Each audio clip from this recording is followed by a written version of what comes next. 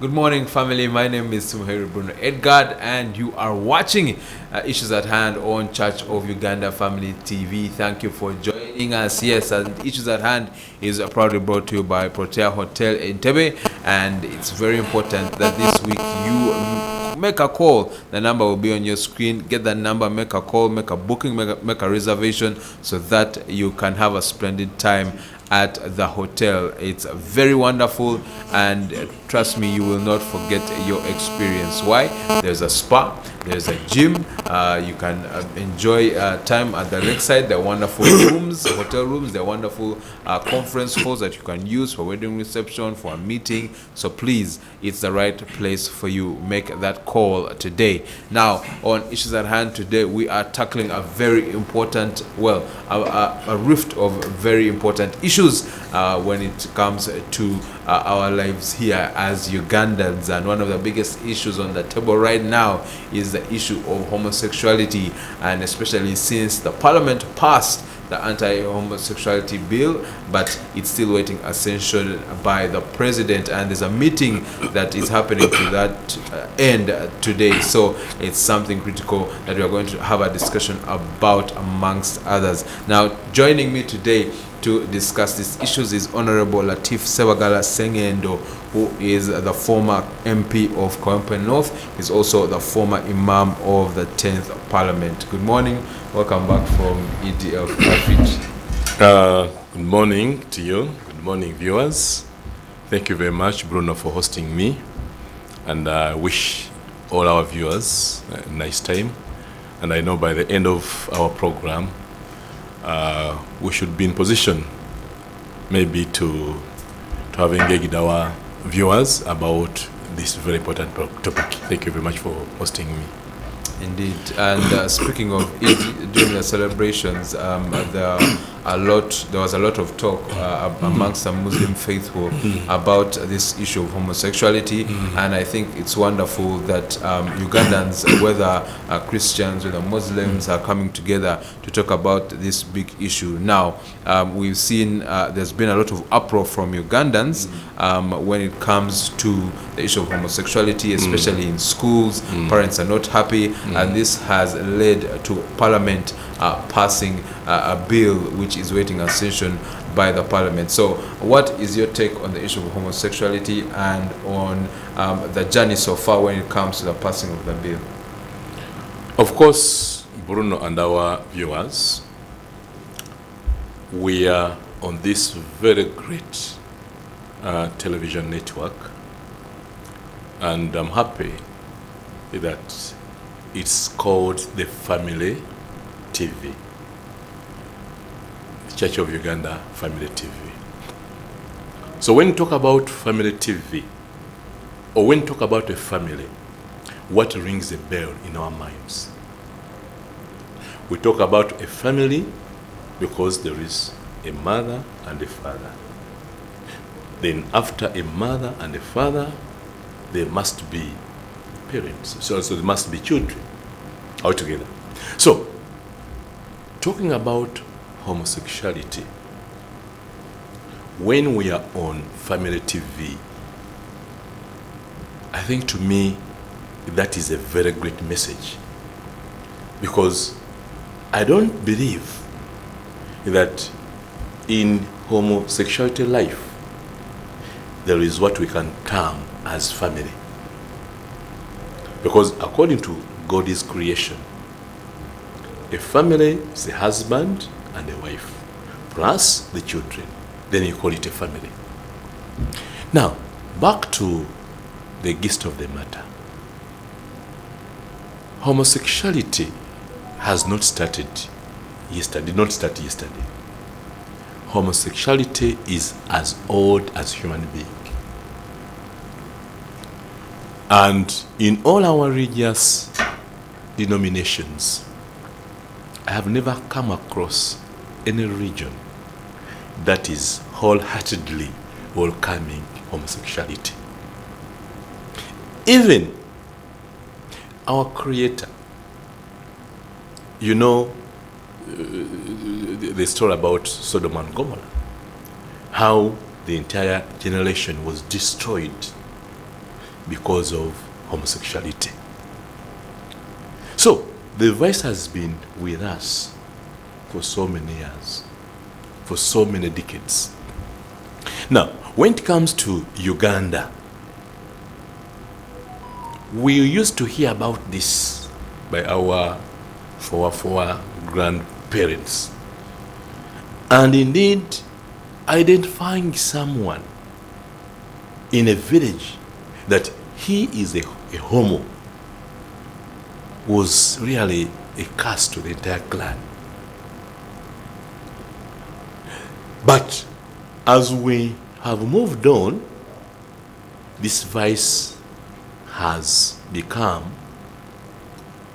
the topic that we can discuss about, simply because of the various penetrations it has made in our society.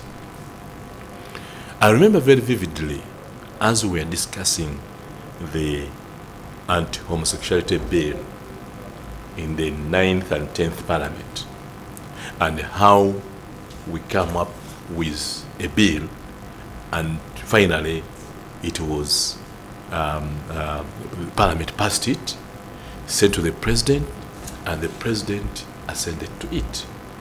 And you remember, Bruno, it was a very, very colorful function at Kololo Independent Grounds, where the President came, all our religious leaders gathered in appreciation of what the President did. And we have never had any bill, because I've been in Parliament for some good time, I've never seen a bill that the President assents to it, and then it becomes a national function at Kololo, as it was for the anti-homosexuality bill of 20, I think it was 2014. Yeah. Now, everybody was excited that yes, we have the penal codes, we have various laws that we can use, but we wanted to tighten, to ensure that it is watertight, that anything, any gray area in as far as those penal codes are concerned, this anti-homosexuality bill was meant to ensure that we tighten every corner. Now, few days after, some people went to court, and indeed, I will not go into details of what happened. So, the 11th Parliament came in after having a lot of concerns. I'm an educationist. I'm in schools, and I live alone being the director of Kisaskogi School. But I go to various schools. I listen to various parents about what is going on within various schools and our children. During the recently lockdown of COVID, our children were exposed to everything you can think about. And there are some groups or NGOs or associations who use this time where our learners, our children were redundant, and indeed they went on recruiting the redundant students or children into this vice. And when schools opened, then it was really a very terrible situation, that students were coming from different parts of life, different parts of country, different orientations, reporting back to school. Remember, Bruno, that students, some came as parents, some came as fathers, some came as mothers, and not only that, but when they are heavily packed with what we cannot mention. And right now, we know that we have been having various organizations under the guise that we are sponsoring, we are giving sponsorship, we are giving bursary to the needy students. And given the fact that poverty is biting so many Ugandans. If a parent hears that there is this organization is going to cater for Joseph, for Farida, for Juma, for Charles, a parent may see that as a sign of relief. My 5 children were taken by a certain organization, and I'm now free. I'm not paying school fees. But I don't know what is behind that. So many schools have been suffering silently because of this vice. Silently, altogether. And making matters worse, even our primary schools are not saved. That a child in P3 is being recruited by someone who is in P6. When you take your child to a school, especially those who are very much interested in taking their children in boarding schools as young as P1, when someone is in P1, you take him or her in P1 in the boarding section, and then he's given a caretaker in P4 or in P5. And that caretaker has gone through various trainings. He starts on training that young child and recruiting him in homosexual as young as 5, as 7, as 8 years. So by the time he leaves primary school, he's already an expert in homosexual. And then you recruit him in secondary altogether.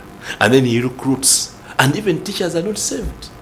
Because some of these organizations go through teachers. The more you recruit, you get payment. Even the students are given those the incentives. We shall provide pocket money, we shall pay for your canteen, you are going to be a big spend at canteen. And indeed,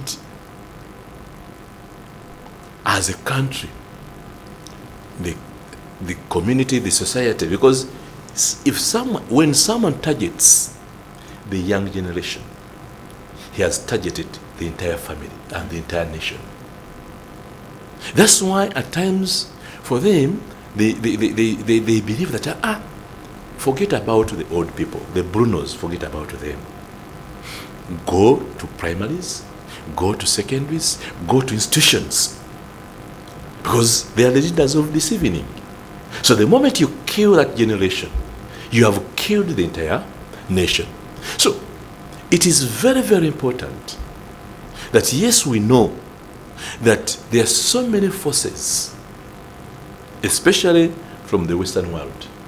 There are so many forces that are looking at homosexuality as a human rights issue.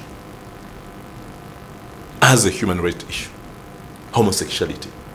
I remember we attended so many conferences with the Right Honorable former Speaker of Parliament, Honorable Rebecca Kadaga, International Parliamentary Union, IPU, and these issues were always being brought up. And we are very firm. And I want to thank the Right Honorable former Speaker for having been firm in all our presentations and in all the international conferences we attended. She was very firm. And when it comes to this 11th Parliament, I want to extend my appreciation to Right Honorable Speaker and the Deputy. They have been very firm. Not forgetting the entire members of Parliament, because you remember when this bill was passed, we had almost 375 members of Parliament, far exceeding the required quorum altogether. And regardless of our political affiliations, on that day, they all spoke one language.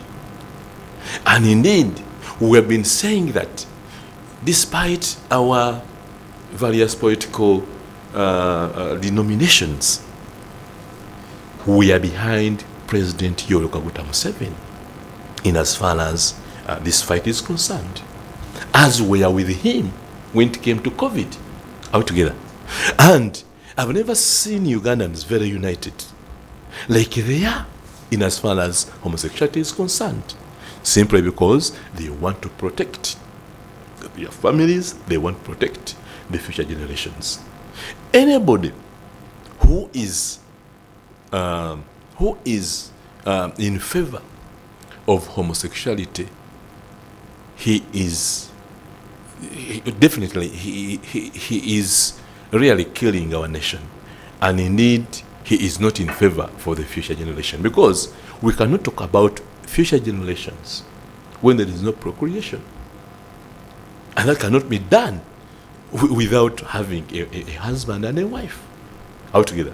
Therefore, I know for the last 1 week or month, President Museveni has been receiving various calls from various centers, especially those so-called developed countries, that if you sign, you are risking A, B, C, D, E as a country.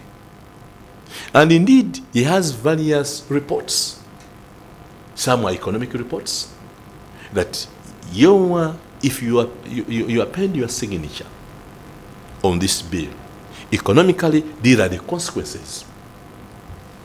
If you do ABCD in health sector, these are the consequences. In education, these are the consequences. So President Museveni has a lot on his table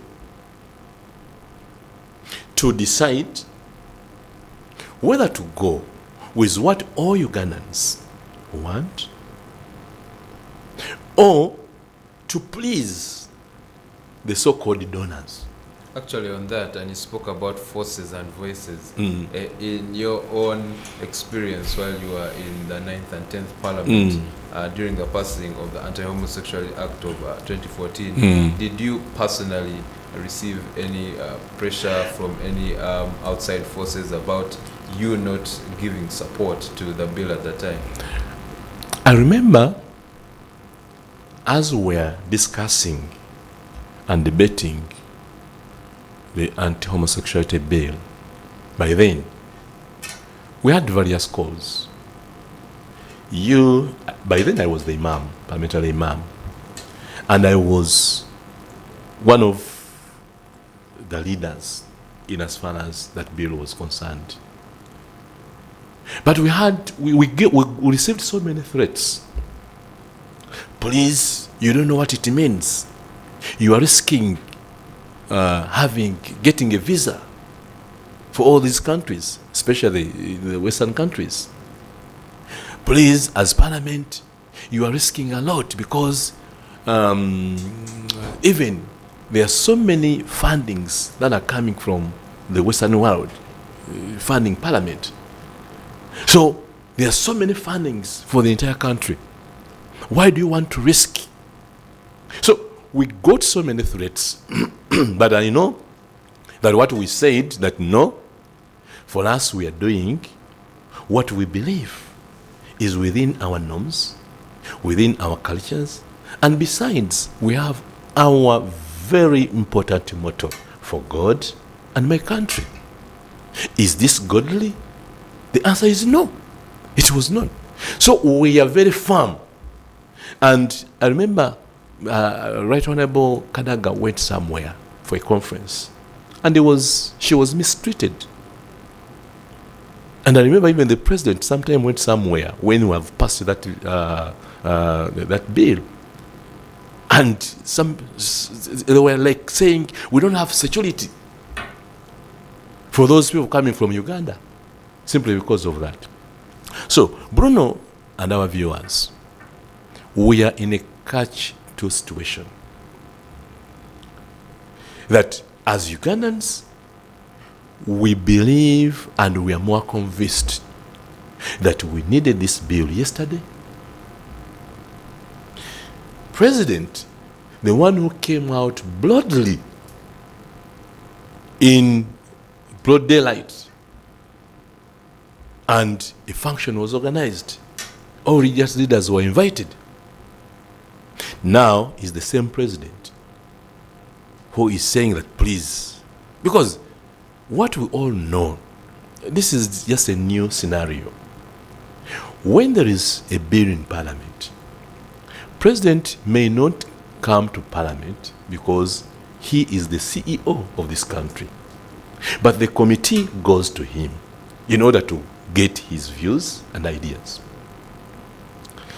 It is really not common, and I've never seen it, that after, because when President met members of Parliament, I remember it was a Thursday, when they are supposed to be in Parliament on Tuesday at Kololo. I thought President would engage members of Parliament before. That please, I know there's a bill going on, but these are my views. Now, calling them to discuss a bill which has been passed by Parliament is uncommon. And I know that whatever was passed was done in the best interest of protecting our families, in the best interest of protecting our cultures and our religious beliefs.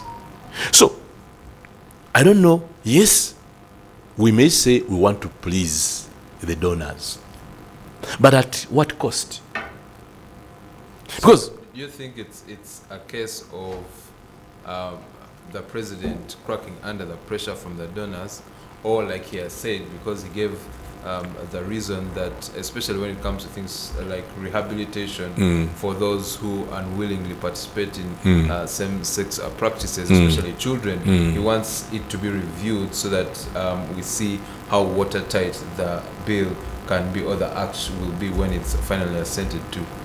no, we know that if someone has been, because even the bill is very clear, for someone who has been forcefully recruited. Because for me, you cannot, like, children who are in primary school, who are under 18,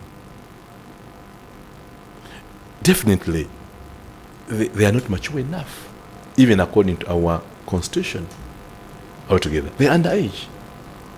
So we know that all those who would have been recruited in that category, definitely we cannot say we are going to put to ensure that the law applies on them. That rehabilitation part of it is there. But we would like to see the president supporting the initiative of members of parliament, the efforts of members of parliament, the voices of our religious leaders, the voices of all Ugandans. So if there is any gray area in the bill that you have said, let's say, if someone is convicted, must be killed, then we go to our maybe international laws and international obligations. Do we still have death penalty in as far as this is concerned? What should we say? Should we say this is going to be life imprisonment instead of saying it is going to be a death penalty? But if we are using, like in my region, if we are using Sharia, when it comes to homosexuality, both of you, if you are mature, you are supposed to be killed by Sharia. Because we are protecting the family altogether. But right now, we're not using Sharia. We could say that if you are convicted, definitely it can be a life imprisonment instead of maybe death penalty. There are some issues that we can look at. But what we want is to strengthen that when you know and when you are trying to recruit, when you are trying to go into homosexuality, you know the consequences. That in case I'm caught, these are the consequences. So that we can protect our families, so that we can protect our nation. Otherwise, we cannot talk about Uganda in the next coming 40 years when we have this kind of scenario.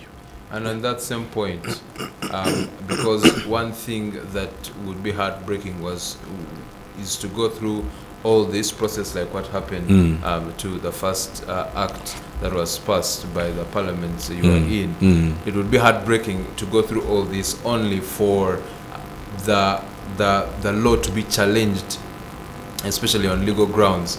So this time around, do you think the procedure leading to the discussion of the bill, the passing of the bill, was watertight from Parliament and other stakeholders, so as to ensure that, because there will be challenges coming in from forces, especially from the West, and I ask this especially in light of what the Attorney General has been saying. They've been saying that, well, there's no actual need for this bill or for this law, because it's the provisions that it's supposed to espouse are already provided for in laws like the Penal Code Act. So are we safe enough from any challenge in court when it comes to this bill being passed into law?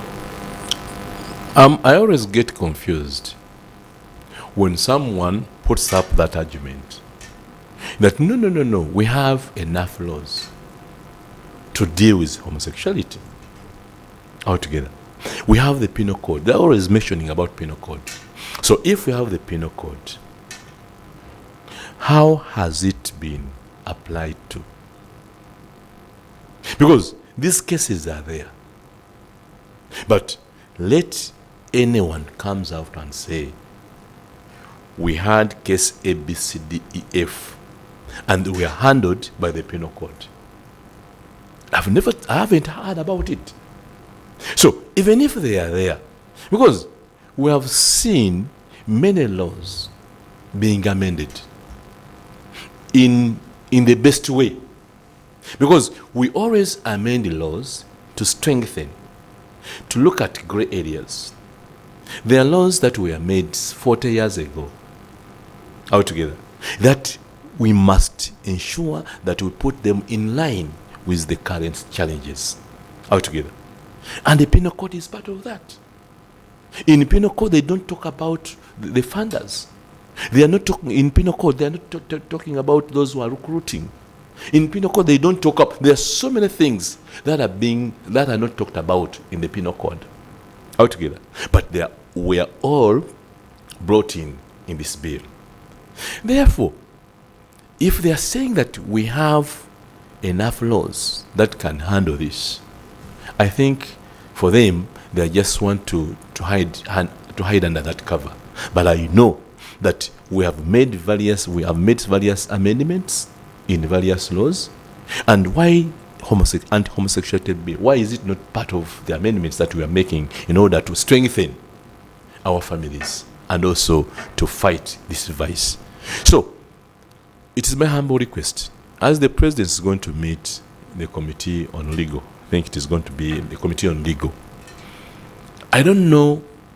I don't know whether you are privy to what the President wrote to this, because in our rules of procedure, if Parliament passes a bill, it goes to President. Of course, President has to read it and maybe consult his legal team and others, and then assent to that bill.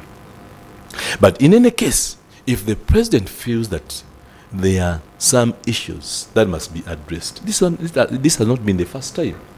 The President communicates officially to the Speaker that A, B, C, D, E, and gives his reasons that could warranty Parliament to look at it again. I say, maybe this was an oversight, maybe this was an omission, but I'm yet to look at what the President was not convinced in this bill, so that we could really it becomes public, because this is a public bill, and indeed I have never seen a bill that excites the public, the wananchi, as the anti-homosexuality bill. So if the President is not comfortable, the entire public should know what are those areas the President is not comfortable with, and we should share them and discuss them. But what we need is, we need this bill so that we could protect our community. We know that even when it comes to theft, it comes to stealing, when it comes to other vices. The laws are there, but people continue breaking those laws. But that is not enough to justify that, no, we shouldn't have another a bill to fight homosexuality. No. As someone knows that if I steal, if I engage in corruption, if I do ABCD, these are the consequences. We want even someone who is going into that area to know that this is a no-go zone. If you go there, these are the consequences, and it will greatly contribute to the safeguard of our families. And you've put it rightly that many Ugandans have been skeptical and concerned about the fact that the president, ever since the bill has passed and ever since this conversation began, has not come out to pronounce himself clearly on the matter. I remember the time when, again, he was in Colorado Independence Ground meeting parliamentarians. He said all he needs is scientific research about it, whether it's nature or nurture. And now the other latest one is him talking about this issue of rehabilitation. But he has not come out publicly, like you said, to pronounce himself on the matter. But talking about today's meeting and following the events that have led up to today's meeting, in your honest opinion as someone who has been in this political space, do you believe that this bill will be assented to by the president? Bruno and our viewers, this is what we call a litmus test. That we want to be seen whether we value donations, aid, more than we value our families, our nation, our morals. And it's not just a matter of how are we going to survive, because all other arguments that the president and other ministers may talk about, they are not genuine arguments per se, but those arguments, behind them is aid. Behind them is threats that if you do ABCD, we are going to cut off all aid we are giving to Uganda. So they may not bring that as the main reason. They are going to bring in those various arguments, but behind them, the pressure which is going on, we are looking at a situation that, yes, those who are funding us in as far as giving us drugs for our AIDS patients, who say we are pulling out. We have 1.4 million people who are living on drugs, AIDS. Someone will say we are pulling out from our government institutions. We are funding most of activities in government institutions and agencies. We are pulling out from universities. We are pulling out. So that will be the major reason, and that is the major reason as to why. Because he is the same president who assented to the other bill altogether. And there's nothing new. There isn't anything so new in this bill which was not in the other bill altogether. Therefore, what we want to assure His Excellency the President, that we have so many countries that are very, very tough when it comes to homosexuality. But other countries are dealing with them. This is how we are. If you want to deal with us, this is how we are. Because we cannot enforce the Western morals to Ugandans. Neither can we enforce our morals to the Western world. So let them deal with us as we are. That for us in Uganda, we don't practice homosexuality. That is it. If they practice it in their own countries, we cannot go there. We cannot say, please don't do it. But when it comes to our sovereign country as Uganda, we know the do's and the don'ts. So if in other countries it is applicable, in Uganda, according to our motto, it's not applicable. Full stop. And we will get so many other countries who are going to believe in us and cooperate and deal with us the way we are. Actually, that was my next question. Of course, you have to look at the other side. It's not. It's wise to look at both sides. And from his angle, and like you're saying, he's also looking at the funding, the aid, because Uganda is already cash-strapped as it is. We don't have enough to fund the budget and to fund the health sector, the education sector. And so the question is then, if we go forward and say we are standing for our morals, we have, and the donations and the aid is pulled away, can we manage to survive and thrive as a country? I think what we should know, that our country has gone through thick and thin. And indeed, it is the Almighty God who has been protecting our country up to where we are right now. Therefore, the moment we say that because of aid, let us accept homosexuality, then we would have abandoned our greatest motto for God and my country. We know that those who are giving us aid, they have a reason why they are giving us aid.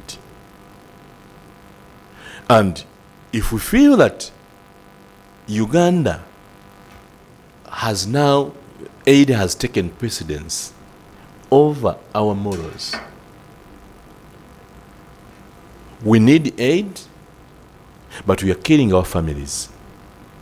The aid that we need, that we are going to get, or that we fear, that the moment we pass this bill, these are the consequences. But the moment we don't pass it, what are the consequences? These people start doing it openly. It becomes part of, maybe even as we have had in England and other countries, they go to houses of worship for matrimonial, for marriages. We are looking at a situation whereby if this does not become a law, that does not become, if the president does not assent to this bill, the consequences internally here for us to lose our values and morals are greater than for him assenting to this bill. And getting, because you remember, we used to get a lot of aid, and we used to be so much attached to Americans and others. But time came when we shifted our alliance in as far as the economy is concerned. We have heard about the Chinese, the Russians. Now we are in the Arab world. And I believe we are moving well with them.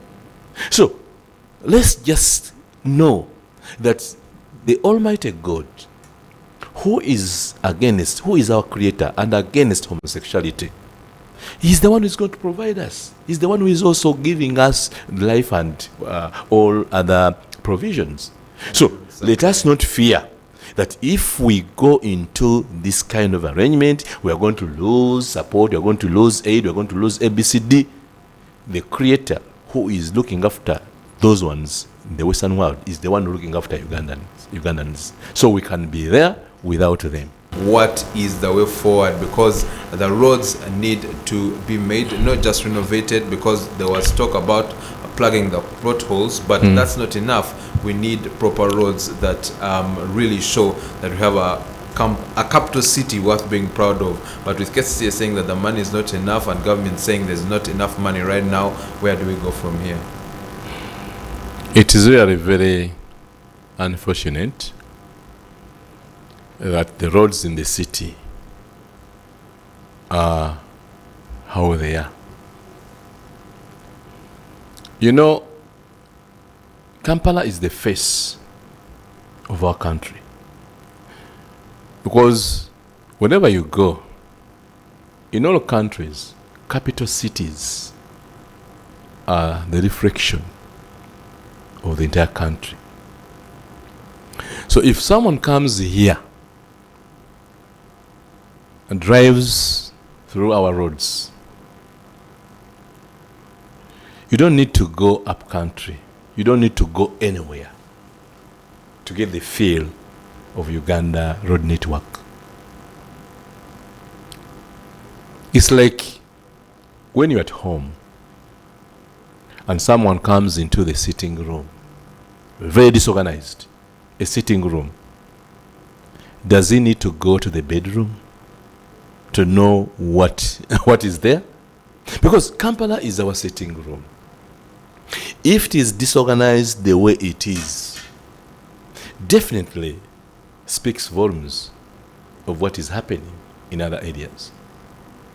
Because all cameras are in Kampala. All great electronic and press media are in Kampala. Altogether. Therefore, to me, I think when government took over the management of Kampala, because initially it was KCC. It was like any other local government program. So it took it to another level, being an authority, Kampala Capital City Authority. And indeed, it's going to be managed by the central government.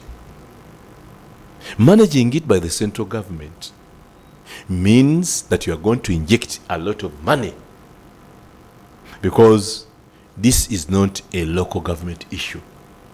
It's now a government arrangement, or a government program. And when you look at the budget which is given to KCCA, when you look at how much was being given to KCCA during Jennifer era, during the time Jennifer was the executive director, and what she managed to do with that budget.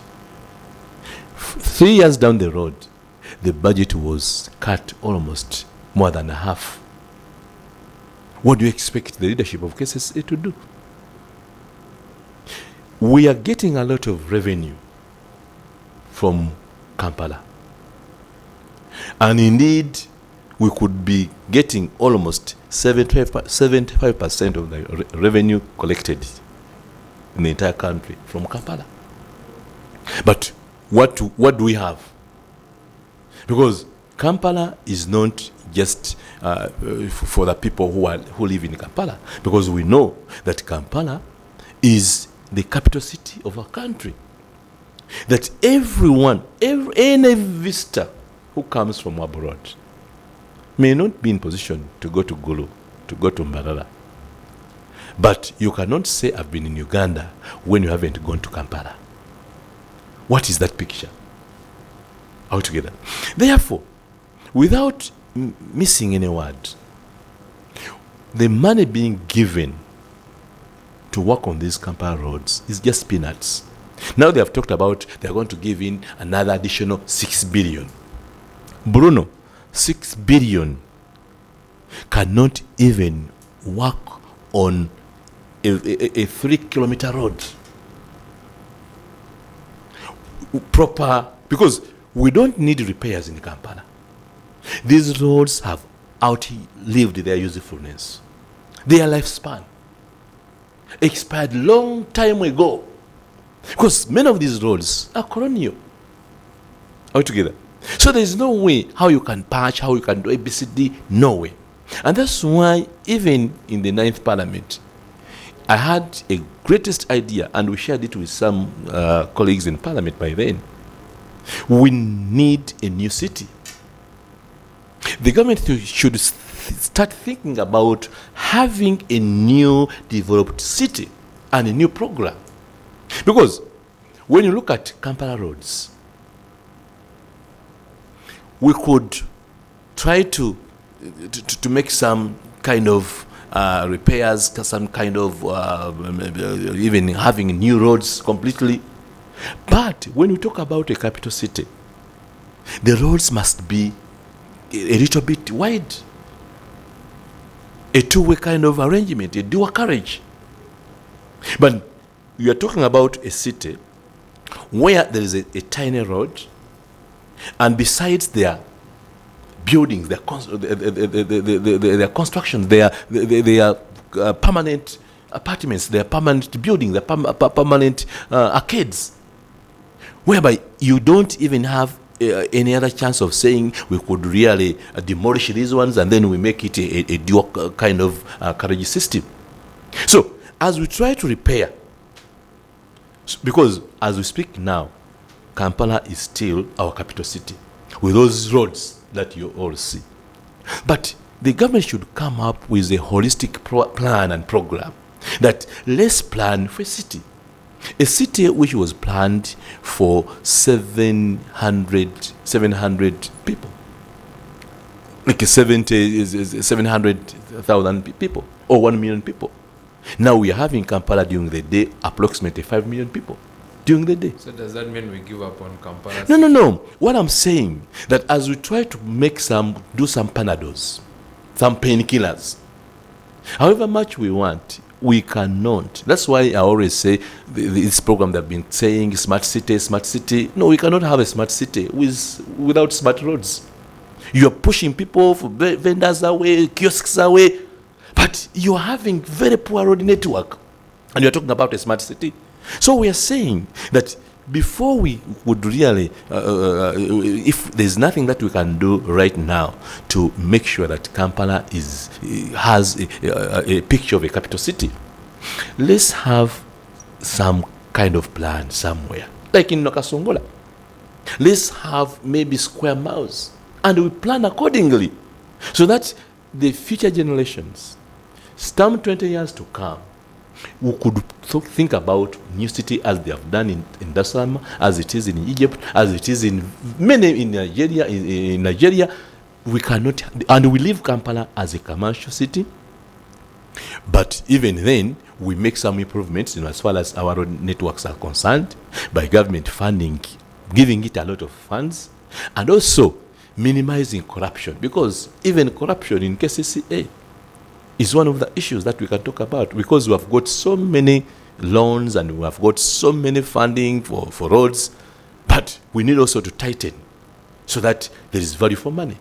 Yes. Now, some parliamentarians are saying, very quickly, parliamentarians are saying that the 1 billion shillings, for instance, which is given to other districts 1 billion to work on their roads, should be all diverted into Kampala City, so that we make Kampala City's roads once and for all, and then in the next financial year those districts can make their roads. Do you agree with that? No, I think we must set our priorities right. We cannot improve road networks in Kampala at the expense of other areas. The government has the capacity to do both, to work on Kampala roads and also to ensure that other roads up country and other areas, because they're also in a sorry state. We cannot say we are now working on Kampala and then we leave other people suffering altogether. In Kampala, we could jog around these roads in our potholes and so much, and we move on. But there are some areas in the rural, in villages where even a border cannot pass. So we cannot say let us improve Kampala roads and then we forgot the other roads. Government must put in place measures of how roads can be worked about. Even if we say we are starting with 4 major roads, making new ones, not even repairs altogether, for this financial year, it can even take us 5 years by working on, let's see which roads are badly off. Then we categorize. Phase 1, we are going to do A, B, C, D. Phase 2, we are going to do this one and that and the other one, so that even other areas are not affected. Otherwise, I cannot take the idea. I cannot borrow or agree with those who are saying that let's all other projects for roads in other areas stay at standstill altogether, and then we get all that money to Kampala. No, that would not be proper planning. Let's have an affirmative action for Kampala, as well as not forgetting other areas which are also badly off. Important, and it's important to have a good road network. With that, we're going to call it an end here to this edition of Issues at Hand. Thank you so much, Honorable, for coming and dissecting those issues. And we know and we hope that this country is in good hands as far as the issue of the president assenting to the bill is concerned, and also what the government is going to do when it comes to ensuring we have a good road network, and not just in Kampala, but in the rest of Uganda as well. And thank you, our viewers, for joining us on Issues at Hand today as well. Please feel free to share your comments about the discussions we've been having on our social media platforms. That's Church of Uganda on Instagram, on Facebook, on WhatsApp. We want to hear from you. And that is it for now. We shall return tomorrow, but for now, it's time for us to say bye. Ciao. Go have a blessed day. God richly bless you, and enjoy the rest of the programming here on Church of Uganda Family TV.